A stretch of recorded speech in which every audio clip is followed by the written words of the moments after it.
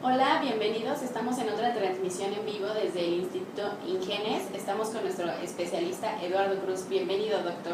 Hola, ¿qué tal? Buenas tardes. ¿Nos puede hablar un poco sobre usted, por favor? Bueno, mi nombre es Eduardo Cruz Rivera.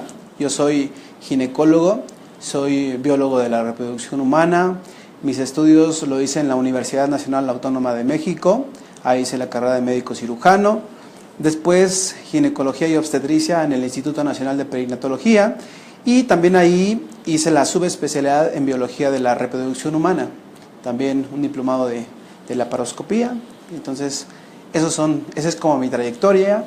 Aquí en el Instituto Ingenes llevo 5 años trabajando en este gran instituto. Entonces, pues tenemos ya un poquito de camino recorrido.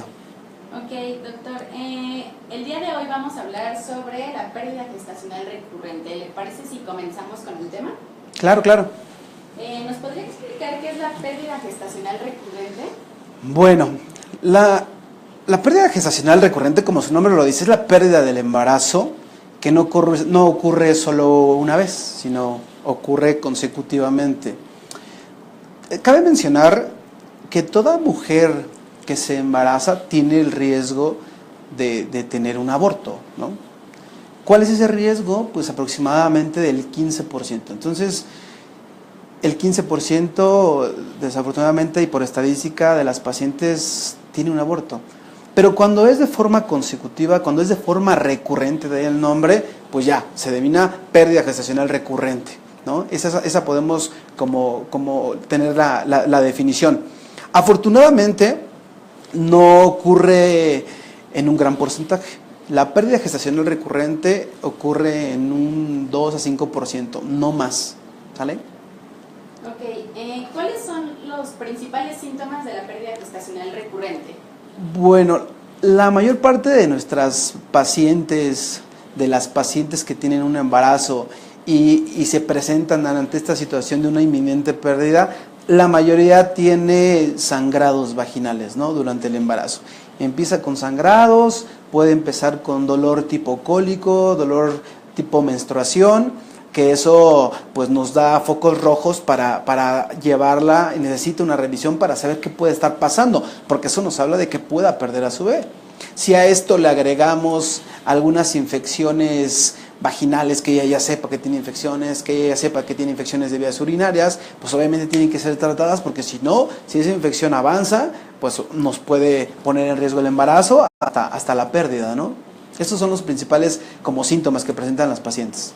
Ok, ¿cuáles son las causas de la pérdida gestacional recurrente?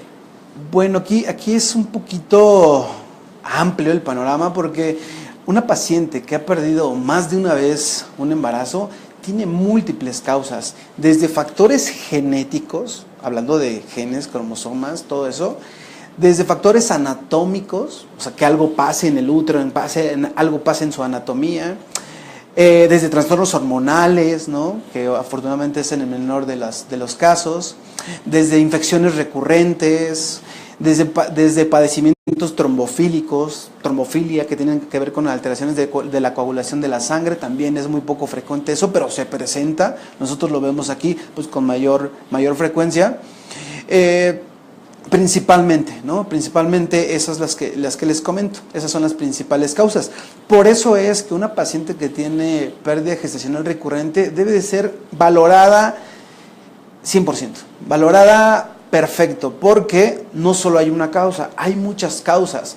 Si a esto de la pérdida gestacional se le suma la edad de la paciente, si la paciente tiene más de 35 o 40 años, pues obviamente hay mayor riesgo de tener una pérdida del embarazo. Doctor, si por ejemplo tienen malformaciones, miomas o cicatrices, ¿eso también puede ser una causa de la pérdida gestacional recurrente? Así es. El 80-85% de los abortos que ocurren antes de la semana 12, en el primer trimestre, la principal causa son por alteraciones genéticas. ¿Qué quiere decir esto? No forzosamente que el papá o que la mamá tenga alguna alteración genética, sino que el embrión, ese bebé que se está formando, muchas veces tiene alteraciones de los genes, ¿no? No viene bien, por decirlo así. Y entonces el organismo es muy sabio. el organismo es muy sabio y empieza a reconocer que algo no está bien y termina en aborto. Pero cuando ya se vuelve a presentar y otra vez, ojo, ahí hay que estudiar a los pacientes, porque ahora sí ya se sospecha en que mamá o papá pueda tener alguna alteración genética, ¿sí? Entonces eso es lo genético. Lo anatómico hay que revisar bien, esto se hace mediante una valoración. Bueno, obviamente esto es de mucha experiencia.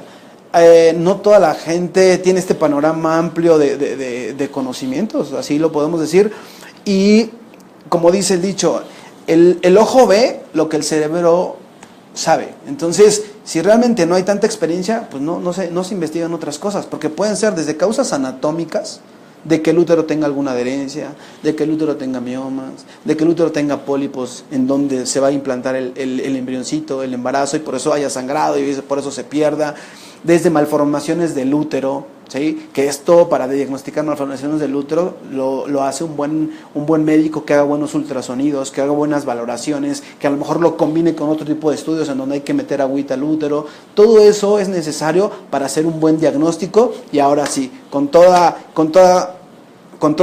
razón puede explicarle a la paciente, ¿sabes qué? Esto que está pasando, a lo que se debe es porque tienes una alteración en el útero, ¿no? Una alteración anatómica en el útero, y hay que hacer esto, o estas son las posibilidades. Entonces, yo tengo pacientes que vienen con nosotros o que vienen conmigo por pérdida gestacional recurrente, y entonces tengo que hacer una serie de valoraciones. En una primera consulta, obviamente el interrogatorio es súper importante, porque les preguntamos desde, a ver, ¿qué pasó? Desde que supiste que estabas embarazada, te hiciste la prueba de embarazo, te hiciste un ultrasonido, cómo se veía, qué se veía, para nosotros darnos una idea de qué pudo haber sido, ¿sí? Si se perdió al principio del embarazo, si se perdió en el segundo trimestre, entre la semana 12 a la semana 20, ¿no? Por ejemplo, porque en cada etapa del embarazo, según sea la pérdida, nos hace sospechar diferentes causas, ¿no? Entonces, tiene que ser bien valorada. Entonces, es importantísimo, ¿sale? Ahora que nos habla que sus pacientes, ¿usted qué paciente ha tenido con este padecimiento y cómo la ayudamos aquí en Ingenes? Bueno, yo, la mayoría de mis pacientes que tiene pérdida gestacional recurrente, muchas veces se combina con la edad. Después de los 40 años, ya las probabilidades de tener un aborto incrementan. Ya no es solo ese 15%, sino ya incrementa. Entonces, obviamente, si tengo pacientes que llegan conmigo después de los 40 años, valoramos, hacemos un ultrasonido, interrogamos cómo perdió sus bebés, si fue en el primer trimestre, si realmente nada más como la causa que estamos sospechando solo es la calidad del embrión y que por eso está abortando, pues hay tratamientos en los cuales podemos analizar el embrión, ¿no? Hacemos un tratamiento de reproducción asistida de alta complejidad, en el que consiste obtener el ovulito fertilizado con el espermatozoide y estudiar ese embrioncito, estudiarlo cromosómicamente, ver sus cromosomas, que sea un embrioncito sano. Si ese embrioncito sano, al colocarlo, ya lo estoy confirmando que está sano, lo coloco en el útero de mi paciente, eso me aumenta la probabilidad de que no lo pierda, ¿sí? Tomando ya una revisión, analizando ya todo lo demás y que yo haya descartado que no hay otra cosa, que nada más es el factor edad, por ejemplo, ¿no? Ok, ¿cuál sería el tratamiento adecuado para lograr tener un bebé teniendo este padecimiento? Bueno, primero tienen que recibir una valoración completa, una valoración adecuada, sin descartar todas las causas. Como ya les comenté, las causas pueden ser múltiples de una pérdida gestacional recurrente. Entonces tienen que ser bien valoradas nuestras pacientes para descartar que sea algo genético o sospechar que sea algo genético, descartar algo anatómico, pedirle estudios que nos pueden descartar algo inmunológico. Hay muchas pacientes que incluso ya se conocen con algún problema inmunológico, con algún padecimiento inmunológico. Entonces en esas pacientes ver en dónde estamos, en qué etapa, para nosotros aumentar la probabilidad que ya no los pierda, ¿no? Incluso hay ciertos tratamientos, ciertos medicamentos que nos ayudan con esos trastornos inmunológicos a disminuir la probabilidad de que lo pierdan, ¿no? Y por lo tanto aumentar la probabilidad de tener un bebé en casa. Entonces una valoración adecuada, algunos estudios dependiendo del caso, de qué estemos sospechando más, y con ello pues darles una propuesta de cuál sería la mejor forma. Ok, ¿Qué nos puede hablar sobre nuestro programa diagnóstico que aquí manejamos y los programas integrales BEC y BEC Plus? Bueno, en el Instituto Ingenes tenemos todas las herramientas que necesitamos para tener una buena valoración, y con ello les ofrecemos algunos tratamientos, según sea el caso, ofrecemos algunos tratamientos en los cuales nos garantizan tener un bebé o se les devuelve incluso lo que hayan pagado, ¿no? Son esos tratamientos que se llaman BEC, que significan bajando estrellas del cielo. Esos tratamientos están ideados para muchos pacientes que saben que a veces es complicado, que ya han tenido pérdidas recurrentes, que saben que no es tan fácil. Entonces, estos tratamientos nos ayudan a aumentar esa probabilidad de tener un bebé en casa. Entonces los invitamos a que vengan a una valoración, que sean valorados con nuestros expertos en reproducción. Vamos a valorar paso por paso para ver cuál es la posible causa. Esto es muy desgastante emocionalmente. El que una paciente pierda a sus bebés es un desgaste emocional increíble. Por eso es que tienen que ser bien valoradas, tienen que acudir con una persona que se dedica a eso, con una persona experta, con una persona que se haya ya enfrentado a estos casos de pérdida, en este caso de pérdida gestacional recurrente. Ok, Doc. Muchas gracias. ¿Le parece si pasamos a las preguntas que el público nos está haciendo? Sí, claro, por supuesto. Sara nos dice, he tenido 2 pérdidas por embarazos anembriónicos. ¿Cómo me podrían ayudar ustedes? Mira, un embarazo embriónico es un embarazo temprano, entonces un embarazo que está ocurriendo antes de las 12 semanas, en donde no se desarrolló el embrión. La mayor parte de estos embarazos anembriónicos, en donde no se desarrolla el embrión, es genético. Es genético, y entonces podríamos hacer un tratamiento en el cual ya estamos analizando el embrión y estamos confirmando que ese embrión viene sano, para que al momento de colocarlos se desarrolle bien el embrioncito, ¿no? Lo que va a ser el bebé, ¿sale? Okay. Mónica nos dice, en el caso de la pérdida de un bebé, ¿es normal que la regla llegue cada 2 meses y después dentro de 2 meses más? Sí, después de que hubo una pérdida del embarazo, después de que hubo un embarazo, hubo un nacimiento, una cesárea, el ciclo menstrual, la función ovárica tiene que equilibrarse de nuevo, ¿no? Tiene que agarrar otra vez paso. Entonces, sí, es posible que después de un aborto pueda tener estas irregularidades. Si estas irregularidades o esta paciente tiene algunos problemas hormonales previos, como un ovario poliquístico, que es lo que más frecuente ocasiona que las reglas ya no sean cada mes, pues obviamente cuesta un poquito más de tiempo o un poquito más de trabajo a que las menstruaciones se vuelvan a instaurar, ¿no? Cada mes. Entonces, a veces es cuestión nada más de tiempo, pero si no, hay que hacer una revisión para ver qué puede estar pasando, que no haya quistes, porque a veces se forman folículos grandotes, quistes, que eso nos puede provocar una alteración hormonal, un desequilibrio hormonal y por lo tanto irregularidades en los ciclos menstruales. Ok, Eduardo nos dice, si una mujer ha tenido 2 embarazos, pero solo dura 2 meses con el producto, ¿cuál es la causa? Nuevamente, ahí se está dando 2 meses, son 8 semanas, 9 semanas. Como les comenté, la principal causa de los embarazos que se pierden antes de las 12 semanas son genéticos. Entonces, habría que analizar que no haya nada agregado, y si no, pues si se vuelve a presentar o ya no queremos exponernos a otra pérdida gestacional, pues hacer un tratamiento en donde analicemos al embrión y a colocar embriones que estén sanos. Ok, Mari nos dice, ¿es posible el embarazo teniendo miomas? Sí, claro, por supuesto que es posible. Esto de los miomas se ha satanizado mucho. Hay médicos que ven un mioma y no, ya no te vas a poder embarazar. Yo lo veo aquí porque aquí llegan mis pacientes con eso, de que no, pues a mí me dijeron que ya me querían quitar el útero. Entonces, no, hay que tener una buena valoración, porque los miomas pueden estar en diferentes partes del útero, ¿no? Los miomas son tumores benignos, ¿no? Son músculo ahí que se desarrolla en las paredes del útero. Aquí hay que analizar, hay que hacer buenos estudios, y todo se puede por ultrasonido, ¿eh? No es nada invasivo, no es una cirugía. Con ultrasonido, complementado con una sonohisterograma o sonohistorografía, se puede saber dónde están esos miomas. A veces no es necesario operar a todas las pacientes de miomas, excepto los que estén en la parte del endometrio. El útero en la parte interna se llama endometrio, entonces ahí es donde implantan los embrioncitos, ahí es donde se desarrolla el bebé. Si hay un mioma ahí, lo ideal es quitarlo, porque eso sí se relacionan con pérdidas del embarazo. Entonces habría que hacer una valoración adecuada para ver dónde están esos miomas, qué tamaño tienen esos miomas y ver qué tanto repercutiría en tener una pérdida del embarazo.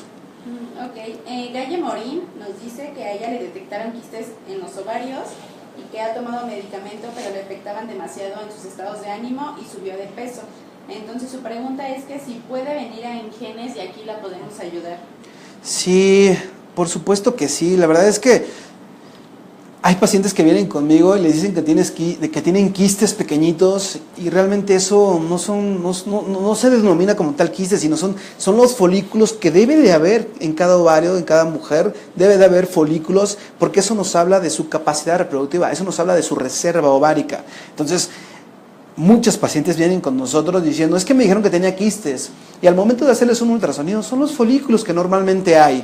Entonces, repito, gente que no está relacionada con estos casos, que no está relacionada con reproducción, pues puede emitir a lo mejor un juicio que puede alarmar, y a veces no es para tanto. Obviamente hay que hacer un ultrasonido y ver si esos quistes existieran, de qué tamaños son, qué características tienen por el ultrasonido, pero hay que, sí, claro, por supuesto, aquí te esperamos para hacer una valoración completa. Ok, Amaerani nos dice, después de un embarazo ectópico, ¿puedo ser mamá con solo una trompa? Sí, claro que sí se puede. El hecho de tener un embarazo ectópico nos traduce en que la trompita, donde se haya llevado el embarazo ectópico, no hizo su función adecuada y el embrión se quedó ahí, ¿sí? Una paciente que tiene un embarazo ectópico, ¿se puede embarazar de la otra trompa? Sí. Sin embargo, no es la mayoría de nuestros pacientes. ¿Por qué? Porque las dos trompitas, si una trompita estuvo mal y se llevó y no hizo su función y el embarazo se quedó ahí y se llevó a cabo el embarazo ectópico, la otra trompita también vive en el mismo lugar, por así decirlo. Entonces, generalmente la otra también podría tener una alteración en la trompa. Por eso es que una paciente que tuvo un embarazo ectópico tiene mayor riesgo de tener otro ectópico, obviamente en la otra trompita. Por eso es que habría que ver bien cómo está la otra trompita, ¿no? Pero entonces, sí se puede embarazar, pero no es lo que normalmente vemos. Es raro que se lleve un embarazo adecuado con la otra trompita. ¿Por qué? Pues porque puede tener alguna alteración como la otra, en donde se llevó el embarazo ectópico. Ok, aquí Pita Trujillo nos dice, ¿qué posibilidad de embarazo tengo si no tengo los dos ovarios, pero mi matriz quedó intacta? Bueno, si ya no hay ovarios, pues ya no hay posibilidades de lograr un embarazo de forma natural. ¿Por qué? Porque para lograr un embarazo necesitamos óvulos, y los óvulos se forman en los ovarios. Entonces, por X o Y razón, retiraron los ovarios, ya retiraron esa reserva ovárica, ya retiraron esa posibilidad de lograr un embarazo de forma natural, porque ya no va a haber óvulos. Entonces, sin embargo, hay otras alternativas para lograr un embarazo. Aquí, lo digo así, lo que queremos en estos casos, ¿no? En este caso que me están preguntando, lo que queremos es que tu útero esté bien, que tu útero tenga buen tamaño, que tu útero tenga un buen endometrio, que es la capita interna, y se puede lograr un embarazo con algún proceso diferente, que estamos hablando ya de otras cosas, estamos hablando, por ejemplo, de utilizar óvulos donados, ¿no? Pero habría que valorar realmente si ya no hay ovarios, ¿sale? Ok, Jatost nos dice, tengo un útero de 10 centímetros, ¿puedo hacer una in vitro? Sí, claro. Sí, no. Es un útero de 10 centímetros de longitud, es un útero grande, de hecho. O sea, no le veo el por qué no. O a lo mejor te confundiste en lo que te dijeron, pero pues sí, un útero de 10 centímetros es un útero adecuado, en tamaño un poquito grande, pero yo creo que sí, por supuesto. Aquí hay que ver que formes bien el endometrio y claro. Ok, Judith Bello nos dice, después de estar operada para no tener hijos, ¿podría volver a embarazarse una mujer y tener un bebé? Claro. Antes, hace algunos años, una mujer que se decidía a realizar la salpingo porque ya había tenido los hijos que ya quería, o una mujer, hay pacientes que se les tapan las trompitas con alguna causa aparente, generalmente infecciones o endometriosis, ya no tiene otra opción. Ya se resignaba a ya no tener más bebés, o si no había tenido bebés, pues ya se resignaba a adoptar, por ejemplo. Actualmente ya hay tratamientos precisamente enfocados en ya no utilizar las trompas, ¿no? ¿Por qué? Porque se hace en un laboratorio de reproducción. Ahí ayudamos a unir al óvulo con con el esperma, y una vez que se unan, ese embrioncito lo colocamos en el útero. Entonces, por supuesto que puede lograr un embarazo. Doctor, nos están preguntando que dónde tenemos sucursales de Ingenes. ¿Nos podría decir, por favor? Claro, nuestras sucursales, la principal está en la Ciudad de México. Digo principal porque es la más grande, la que primero se fundó. Actualmente tenemos sucursales en Guadalajara, tenemos sucursales en la ciudad de Monterrey y próximamente, bueno, Mérida también, y próximamente en otras ciudades. Tenemos sorpresas para ahí. Ok, pues muy bien, doctor. Muchas gracias por habernos apoyado esta ocasión con este tema que fue muy interesante y haberle resuelto las dudas a todos los pacientes que nos están viendo. ¿Quiere agregar algo? No, yo creo que los invitamos a conocer el Instituto Ingenes, a recibir una buena valoración y bueno, pues ojalá esto haya ayudado a todos nuestros seguidores, les haya ayudado un poco, espero no haberlos confundido con algo, son muchas cosas que hay que explicar de frente y hay que, si es necesario, peras y manzanas para que ellos entiendan cuál es su procedimiento, en dónde están y qué necesitan, acá los esperamos, ¿vale? Okay, muchísimas gracias, doctor, y lo esperamos. Cuídense mucho. Gracias. Hasta luego.